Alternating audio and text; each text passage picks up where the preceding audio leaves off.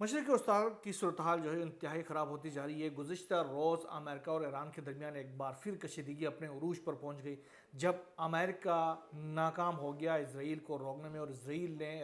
جو لبنان کے جو علاقے ہیں اس کے اوپر مسلسل حملے کر رہا ہے۔ اور اب صورتحال یہ پیدا ہو گئی تھی کہ اسرائیل نے جنوبی بیروت کے جو علاقے ہیں، زاہیہ، داہیہ، ان تمام کو خالی کرنے کا حکم دے دیا، اور اسرائیل اب جو جنوبی لبنان کے مختلف علاقوں پر جو حملے کر رہا تھا، اب وہاں سے آگے بڑھتے ہوئے اس نے براہ راست بیروت کو نشانہ بنانے کی دھمکی دے دی تھی، اور زاہیہ اور داہیہ کے جو علاقے ہیں، جہاں یہ جو شیعہ نشین علاقے ہوتے ہیں، جہاں پر لبنان کی جو مزاحمتی تنظیم ہے اس کے بڑے ٹھکانے ہیں، اب ان کو وہاں پر نشانہ بنانے کے لیے اسرائیل نے باقاعدہ اس علاقے کے شہریوں سے کہا کہ آپ اس علاقے کو چھوڑ کر نکل جائے۔ اس کے بعد صورتحال بہت زیادہ پیچیدہ ہو گئی، اور ایران نے جب حالات کو اس نہج کی طرف جاتے ہوئے دیکھا تو ایران پہلے سے ہی اسرائیل کو، امریکہ کو یہ بتا رہا تھا کہ اسرائیل کے ساتھ، امریکہ کے ساتھ جو جنگ بندی کے لیے مذاکرات چل رہے ہیں، مذاکرات کا جو پہلا نقطہ ہے وہ لبنان سمیت جو خطے کے اندر جو جاری جنگ ہے اس کا خاتمہ ہے۔ یہ صرف ایران کے ساتھ جنگ بندی نہیں ہے، بلکہ خطے کے اندر جاری جو دیگر محاذ ہیں ان تمام کے اندر یہ جنگ بندی ہوگی۔ اگر ان کی خلاف ورزی ہوتی ہے تو پھر یہ جنگ بندی ختم ہو جاتی ہے اور پھر جنگ شروع ہو جاتی ہے۔ تو ایران نے کل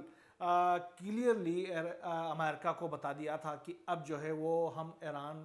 کی جانب سے اسرائیل کے اوپر بہت بڑا حملہ کیا جائے گا۔ جب اسرائیل نے داہیہ کے اوپر حملہ کرنے کے لیے داہیہ کے شہریوں سے کہا کہ وہاں سے نکل جائیں، تو ایران نے کیا کیا؟ ایران نے یہ کیا کہ جتنے بھی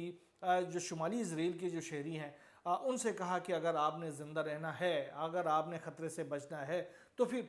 فوری طور پر آپ شمالی اسرائیل کو خالی کریں اور نکل جائیں، کیونکہ جب داہیہ کے اوپر حملہ ہوگا، جنوبی بیروت کے اوپر حملہ ہوگا، تو پھر ہم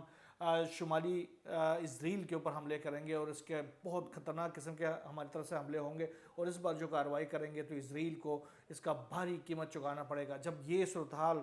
دیکھی گئی، اور اس کے ساتھ ایران نے دوسری بڑی کارروائی کیا ڈالی، دوسری بڑی کارروائی یہ کی کہ فوری طور پر امریکہ کے ساتھ جو جاری مذاکرات کا جو عمل تھا اس کو روک دیا، اور اس کے ساتھ ہی عباس عراقچی نے، کالیباف نے اور دیگر نے اپنے جو ثالثین ہیں ان کی طرف فون گھمانا شروع کر دیا، خاص طور پر پاکستان کی طرف فون گھمائے گئے۔ وزیر جو خارجہ ہیں پاکستان کے، اسحاق ڈار صاحب سے فون ٹیلی فون پہ بات چیت ہو گئی، chief of army staff field marshal Syed Asim Munir کے ساتھ ٹیلی فون پر بات چیت ہو گئی۔ یہ دعویٰ کیا ہے تسنیم نیوز ایجنسی سے، ایران کے تمام تقریباً جو نیوز ایجنسیاں انہوں نے دعویٰ کیا ہے کہ عباس عراقچی نے فوری طور پر جو ثالثین ہیں ان کے ساتھ ٹیلی فون پر رابطہ کیا، اور اپنے جو آگے کی جو عزائم ہے وہ بتا دیا۔ انہوں نے کہا کہ جس طریقے سے اسرائیل جو ہے وہ امریکی آشرواد کو لے کر لبنان کے اندر جو کارروائیاں کر رہا ہے، گزشتہ روز ہم نے آپ کو یاد ہوگا کہ جو شکیف کا جو علاقہ ہے، جو قلعہ ہے، اس کے اوپر قبضے کے حوالے سے ہم نے بتا دیا تھا، وہاں پر اسرائیل آیا ہوا تھا۔ اسرائیل تقریباً 2000 کلومیٹر کے قریب اندر پہنچا ہوا ہے، اور اس نے جو اہم ترین علاقے ہیں، خاص طور پر یہ جو دریائے لطانی کے اس طرف کی جو علاقے، جہاں تک اسرائیل نے نہیں آنا تھا، لیکن اسرائیل نے پہلے تو آپ کو یاد ہوگا کہ دریائے لطانی کے اوپر جتنے پل تھے ان تمام کو اڑا دیا۔ اس کے بعد انہوں نے انفلٹریشن شروع کر دیا، اب تقریباً 2000 کلومیٹر اندر پہنچا ہوا ہے، اور تاریخی جو قلعہ ہے شکیف کا اس کے اوپر قبضہ کر لیا ہے، جس کی وجہ سے ایران نے پہلے ہی متعدد بار یہ وارننگ دی تھی کہ اس جنگ بندی کے جو نکات ہیں اس میں پہلا نقطہ جو ہے وہ خاص طور پر یہ جو تمام فرنٹس ہیں، اور خاص طور پر لبنان کا جو فرنٹ ہے وہاں پر اس کشیدگی کو ختم کرنا، وہاں پر اسرائیل کی جارحیت کو ختم کرنے پہ ہی ڈیپینڈ کرے گا کہ یہ جنگ بندی ہو سکتی ہے یا نہیں ہو سکتی ہے۔ اب ہم جو ہے وہ جوابی کارروائی کریں گے، اور بہت بڑے پیمانے پر جوابی کارروائی کریں گے۔ اس کے ساتھ ساتھ عباس عراقچی نے یہ بھی کہا کہ یہ جو جنگ بندی ہے وہ صرف ایک محاذ کی نہیں ہے، وہ تمام محاذوں کی جنگ بندی تھی، لہٰذا اب اگر اسرائیل نے جنگ بندی توڑ دی ہے تو پھر کارروائی ہوگی تو پورے محاذوں کے اوپر ہوگی، ہر محاذ کے اوپر ہم جوابی کارروائی کریں گے۔ ہم سمندر میں بھی امریکہ کو نشانہ بنائیں گے، خطے کے جتنے بھی ٹھکانے ہیں ان تمام پہ امریکہ کو نشانہ بنائیں گے، جس کے بعد ہم نے دیکھا کہ ٹرمپ کے جو ہیں وہ دوڑے لگنا شروع ہو گئے۔ ابراہیم عزیزی نے دھمکی دے دی کہ لبنان پر حملے بند نہیں ہوتے اس کے سنگین نتائج برآمد ہوں گے۔ قدس فورس کے جو سربراہ ہیں اسماعیل کانی صاحب، انہوں نے دھمکی دے دی، انہوں نے کہا کہ اگر یہ اسرائیل نے اپنی کارروائیاں بند نہیں کی تو پھر نہ صرف باب المندب یہ جو ابنائے ہرمز ہے وہ صحیح طریقے سے بند ہوگا، بالکل وہ یہاں سے کوئی شپ نہیں گزر سکے، اور ساتھ ساتھ باب المندب کی بھی سچویشن اب نئے ہرمز جیسی ہوگی. یہ جب دھمکیاں ایران کی جانب سے کھل کے سامنے آ گئی تو اس کے بعد ٹرمپ کی جو ہے وہ تھر تھر کانپنے لگا. ٹرمپ نے فوراً فون گھمایا ہے نیتن یاہو کو. اس کے بعد دنیا نے دیکھا, دنیا نے بتا دیا, اور خود امریکی اخبارات نے, امریکی رسائل نے بتا دیا کہ ٹرمپ اور نیتن یاہو کے درمیان کیا کچھ ہو گیا. ایک دوسرے کو پاگل قرار دے دیا. وہ دونوں ہیں تو دونوں ہی ایک ہی قبیلے کے لوگ, لیکن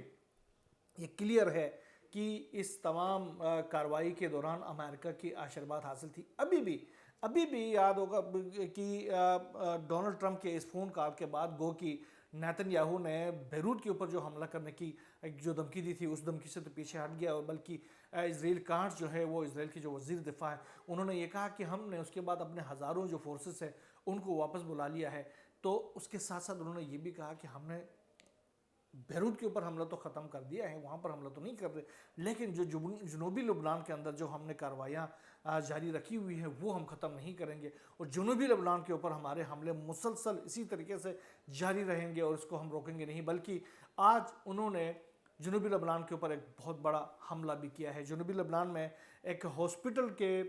قریب انہوں نے حملہ کیا, جس کے نتیجے میں وہ ہاسپٹل بھی متاثر ہو گیا اور ساتھ ساتھ اس کے ارد گرد کے جو علاقے تھے وہ بھی متاثر ہو گئے. متعدد افراد آج بھی اسرائیل کے حملے میں شہید ہو چکے ہیں. اب سیز فائر کیسے ہوگی؟ سیز فائر تو ممکن نظر نہیں آ رہا. اگر اسرائیل کے جو حملے ہیں یہ اسی طریقے سے جاری رہیں گے تو حزب اللہ نے یہ کلیئر لکھا ہوا ہے کہ اگر اسرائیل حملہ کرے گا تو ہم بھی جوابی کارروائی کریں گے. ابھی ویسٹرن میڈیا نے یہ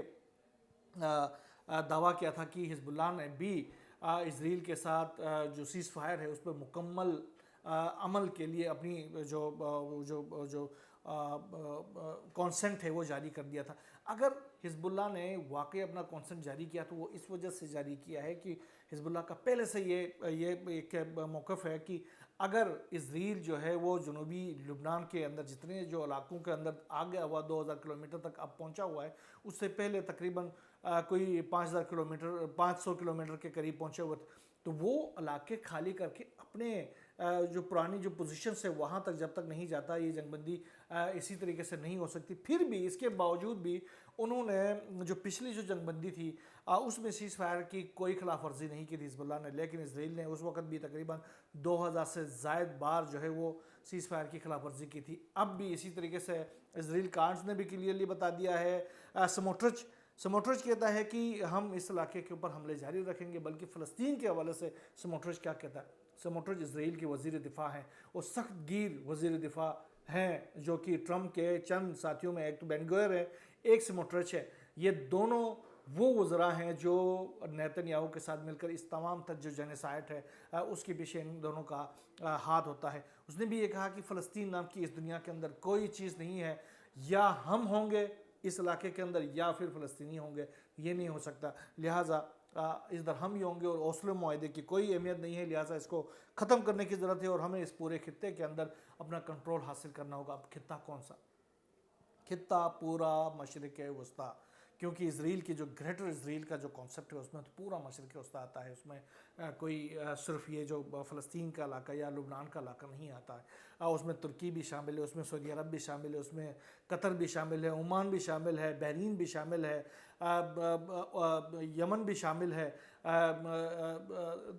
اردن بھی شامل ہے. یہ تمام علاقے اس میں شامل ہے. تو اب اگر مسلم ورلڈ جو ہے وہ اسرائیل کو اگر کہیں نہ کہیں روکنے میں ناکام ہو جاتے ہیں تو ایک ایک کر کے آگے ان کی باری آ سکتی ہے. لہٰذا ایران بھی یہ کہتا ہے کہ دیکھیں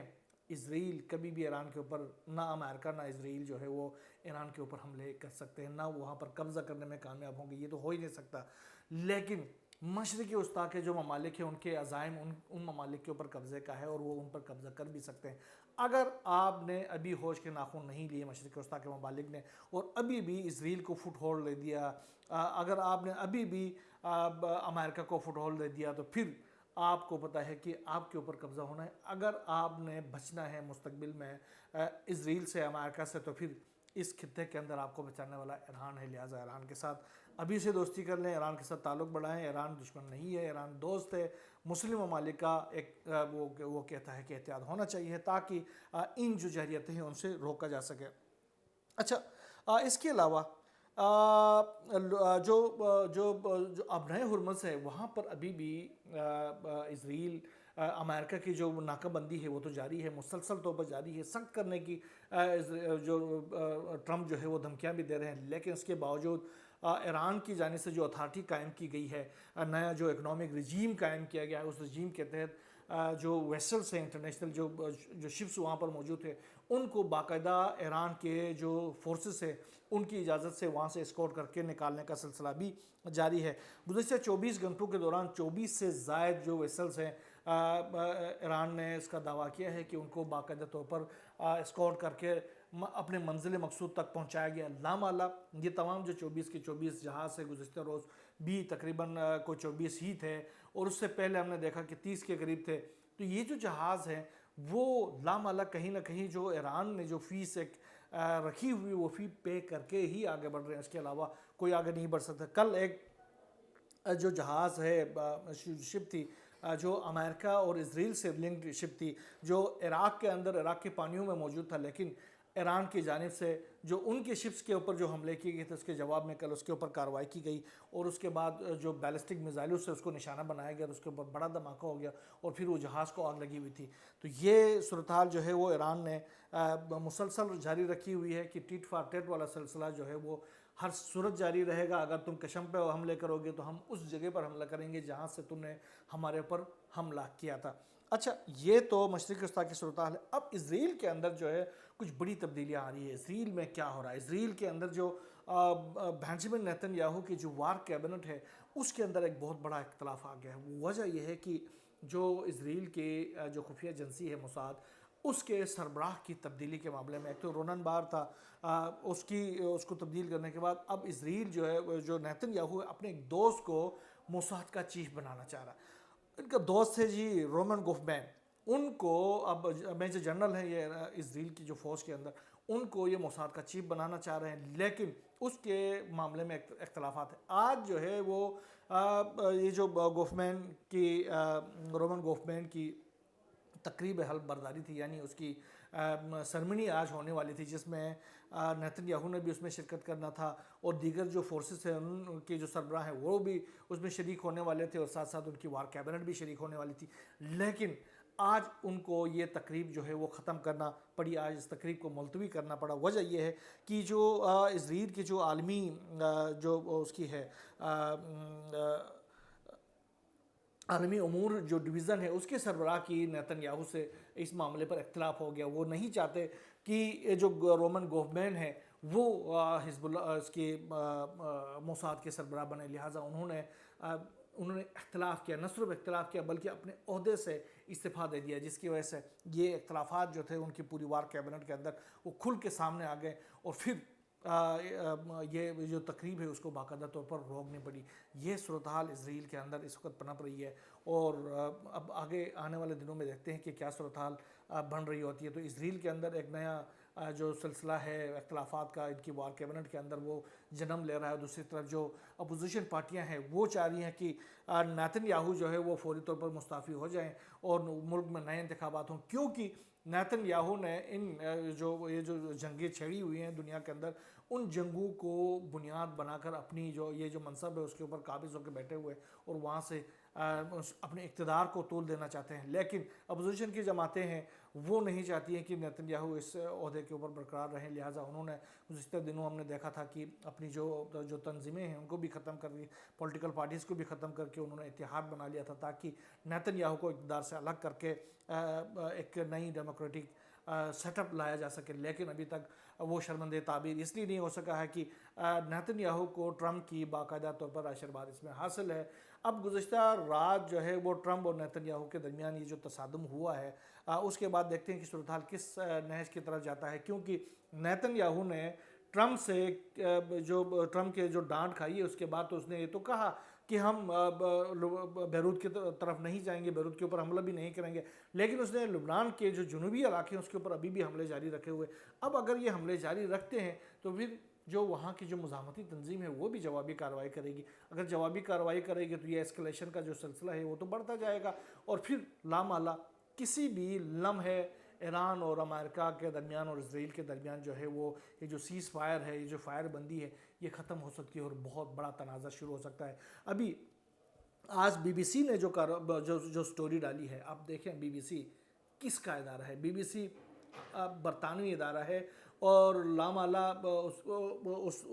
اس ریجن کے یا ان خیالات کے بہت قریب ہے جو ٹرمپ کے خیالات ہیں یا نیتن یاہو کے خیالات ہیں، ان کے بہت قریب کا یہ ادارہ ہے، اور وہ آج کھل کے بتا رہا ہے کہ جو 39 روزہ 40 روزہ جو جنگ تھی اس کے اندر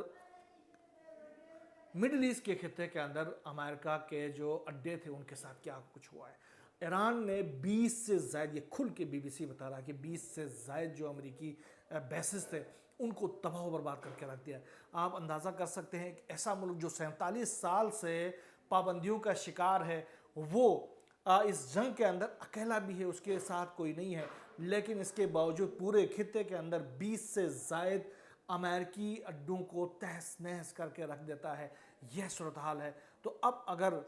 آنے والی جنگ اگر دوبارہ یہ چھڑ جاتی ہے، کل ٹرمپ کے جو ہاتھ پاؤں کیوں پھول گئے تھے، انہوں نے نیتن یاہو کو کھری کھری کیوں سنا دی، پاگل کیوں کہا، کریزی کیوں کہا، اور اس کو یہ کیوں کہا کہ تم دنیا میں نفرت کی علامت بن گئے ہو، اگر میں نہ ہوں تمہیں بچانے والا تو پھر تم جیل میں ملتے، تم یہاں دنیا میں رہ ہی نہیں سکتے۔ تو یہ صورتحال اس وجہ سے ہے کہ ٹرمپ کو بخوبی پتہ ہے کہ اب اگر دوبارہ سے یہ جنگ شروع ہوتی ہے تو پھر ایران کے جو حملے ہوں گے وہ انتہائی ڈیسائسو قسم کے ہوں گے۔ اب کے بعد جو پچھلے دفعہ جو ایران نے برداشت کا مظاہرہ کیا ہے وہ برداشت کا مظاہرہ نہیں کرے گا، کیونکہ ابھی جو ریسنٹلی جو فائر وائلیشنز ہوئی ہیں امریکہ کی طرف سے، اس کا جواب بھی ایران نے انتہائی ڈیسائسو قسم کا دیا ہے۔ یاد ہوگا آپ کو علی السلام بیس کے اندر جو حملہ کیا تھا، اس کے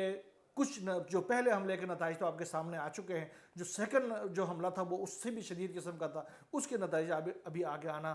باقی ہیں۔ تو ایسی صورتحال میں اگر ٹرمپ نہیں چاہے گا کہ ایران کے ساتھ یعنی بڑ جو ہوتی ہے نا اس کی چھتے کے اوپر دوبارہ سے کوئی ہاتھ ڈال کے ان کو غصہ دلانے کی، اگر وہ غصہ دلایا تو